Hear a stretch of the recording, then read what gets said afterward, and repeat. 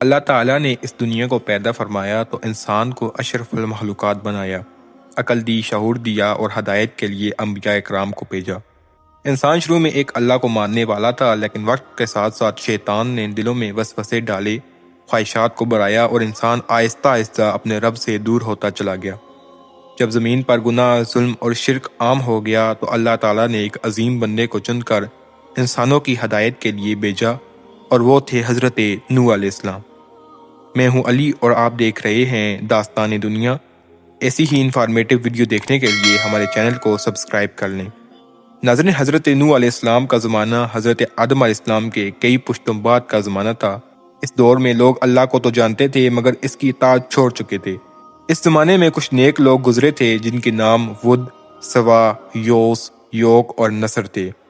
ابتدا میں لوگ ان کی عزت کرتے تھے، مگر جب وہ نیک لوگ دنیا سے چلے گئے تو شیطان نے لوگوں کو بہکانا شروع کر دیا کہ ان کے مجسمے بنا لو۔ رفتہ رفتہ وہ مجسمے عبادت کا مرکز بن گئے اور یوں شرک کی بنیاد پڑی۔ اسی ماحول میں اللہ تعالیٰ نے حضرت نوح علیہ السلام کو نبوت عطا فرمائی۔ آپ علیہ السلام کو حکم دیا گیا کہ اپنی قوم کو خبردار کرو، انہیں اللہ کی طرف بلاؤ اور شرک سے روکو۔ حضرت نوح علیہ السلام نے اپنی دعوت نہایت نرمی اور محبت سے شروع کی۔ آپ علیہ السلام اپنی قوم کو کہتے تھے، اے میری قوم، اللہ کے سوا کوئی معبود نہیں، اگر تم اس کی نافرمانی کی تو مجھے تم پر بڑے دن کے عذاب کا خوف ہے۔ حضرت نوح علیہ السلام نے دن رات اپنی قوم کو سمجھایا۔ کبھی وہ اکیلے لوگوں کے پاس جاتے، کبھی مجمع میں جاتے، کبھی آہستہ آواز میں نصیحت کرتے اور کبھی بلند آواز میں حق کا اعلان کرتے۔ آپ علیہ السلام نے قوم کو بتایا کہ اللہ نے تمہیں پیدا کیا، وہی تمہیں رزق دیتا ہے، بارشیں برساتا ہے، زمین سے نعمتیں نکالتا ہے، پھر تم کس طرح بے جان بتوں کے سامنے جھکتے ہو۔ لیکن قوم کا حال یہ تھا کہ وہ حضرت نوح علیہ السلام کی بات سننے کو تیار نہ تھی۔ وہ کانوں میں انگلیاں ڈال دیتے، کپڑے سے چہرے چھپا لیتے اور غرور کے ساتھ کہتے کہ ہم تمہاری بات نہیں مانیں گے۔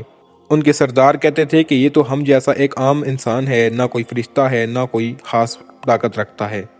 جو لوگ ایمان لاتے وہ زیادہ تر غریب اور کمزور ہوتے۔ قوم کے بڑے لوگ ان کا مذاق اڑاتے، کہتے اگر نوح سچا ہوتا تو ہم جیسے معزز لوگ ان کے ساتھ ہوتے، یہ غریب لوگ ان کے ساتھ نہ ہوتے۔ حضرت نوح علیہ السلام صبر سے سب کچھ برداشت کرتے تھے، کیونکہ وہ جانتے تھے کہ حق کی راہ آسان نہیں ہوتی۔ سال گزرتے گئے، دہائیاں بیت گئیں، یہاں تک کہ صدیاں گزر گئیں۔ حضرت نوح علیہ السلام نے تقریباً 950 سال تک اپنی قوم کو دعوت دی۔ سوچو، 900 سال تک مسلسل سمجھانا، تانے سننا، مذاق برداشت کرنا مگر ہمت نہ ہارنا، یہ صبر تاریخ انسانیت میں بے مثال ہے۔ حضرت نوح علیہ السلام اپنی قوم سے کہتے تھے کہ اگر تم اللہ سے معافی مانگو گے تو وہ تم پر آسمان سے بارش برسائے گا، تمہیں مال اور اولاد دے گا، تمہارے باغات ہرے بھرے ہو جائیں گے۔ مگر قوم نے انکار ہی کیا، ان کا تکبر بڑھتا گیا اور وہ گناہوں میں آگے آگے چلتے گئے۔ آخرکار حضرت نوح علیہ السلام نے اللہ کے حضور فریاد کی۔ انہوں نے کہا، اے میرے رب، میں نے اپنی قوم کو دن رات بلایا مگر ان کی نافرمانی بڑھتی ہی گئی، یہ لوگ نہ خود راہ راست پر آتے ہیں اور نہ دوسروں کو آنے دیتے ہیں۔ تب اللہ تعالیٰ نے فیصلہ کیا کہ اب اس قوم میں سے کوئی ایمان نہیں لائے گا۔ اللہ تعالیٰ نے حضرت نوح علیہ السلام کو حکم دیا کہ ایک بڑی کشتی تیار کرو، ہماری نگرانی میں اور ہمارے حکم کے مطابق۔ حضرت نوح علیہ السلام نے فوراً اللہ تعالیٰ کے حکم پر عمل کرنا شروع کر دیا۔ وہ لکڑی کاٹتے، تختے جوڑتے، کیل لگاتے اور ایک عظیم کشتی بناتے گئے۔ جب قوم کے لوگ دیکھتے کہ نوح علیہ السلام کشتی بنا رہے ہیں تو وہ ہنستے اور مذاق اڑاتے۔ وہ کہتے، اے نوح، کیا تم اب نبی کے ساتھ ساتھ ملاح بھی بن گئے ہو؟ پانی کہاں ہے، دریا کہاں ہے؟ مگر حضرت نوح علیہ السلام خاموشی سے کام کرتے رہے اور کہتے کہ آج تم ہمارا مذاق اڑاتے ہو، کل ہم تم پر ہنسیں گے۔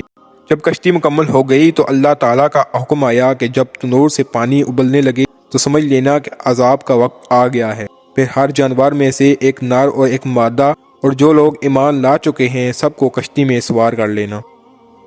پھر وہ دن آیا جب آسمان سے موسلادھار بارش شروع ہو گئی، ایسی بارش جو پہلے کبھی نہیں دیکھی گئی۔ زمین سے چشمے پھوٹ گئے، پانی ہر طرف پھیل گیا اور دیکھتے ہی دیکھتے ایک خوفناک طوفان آ گیا۔ حضرت نوح علیہ السلام نے ایمان والوں کو کشتی میں سوار کر لیا۔ اسی وقت انہوں نے اپنے بیٹے کو دیکھا جو ایمان نہیں لایا تھا۔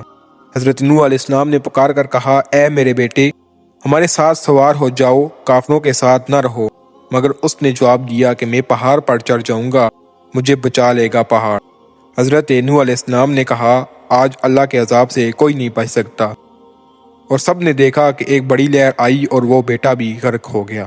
طوفان نے پوری زمین کو اپنی لپیٹ میں لے لیا، پہاڑ پانی میں ڈوب گئے، شہر مٹ گئے، اور پوری قوم جو برسوں تک حق کا انکار کرتی رہی ہمیشہ کے لیے ختم ہو گئی۔ کئی دنوں اور راتوں کے بعد اللہ تعالیٰ کے حکم سے بارش رک گئی، زمین نے پانی جذب کر لیا اور کشتی ایک پہاڑ پر جا کر ٹھہر گئی۔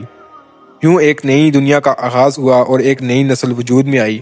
اللہ تعالیٰ نے نوح علیہ السلام اور ان کے ساتھیوں کو سلامتی کے ساتھ زمین پر اتارا اور فرمایا کہ یہ انسانوں کے لیے ایک بڑی نشانی ہے۔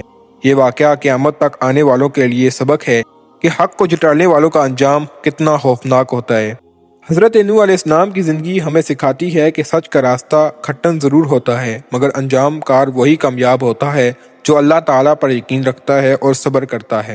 اس ویڈیو میں اتنا ہی، تو ملتے ہیں ایک نئی انفارمیٹیو ویڈیو کے ساتھ، تب تک کے لیے اللہ حافظ۔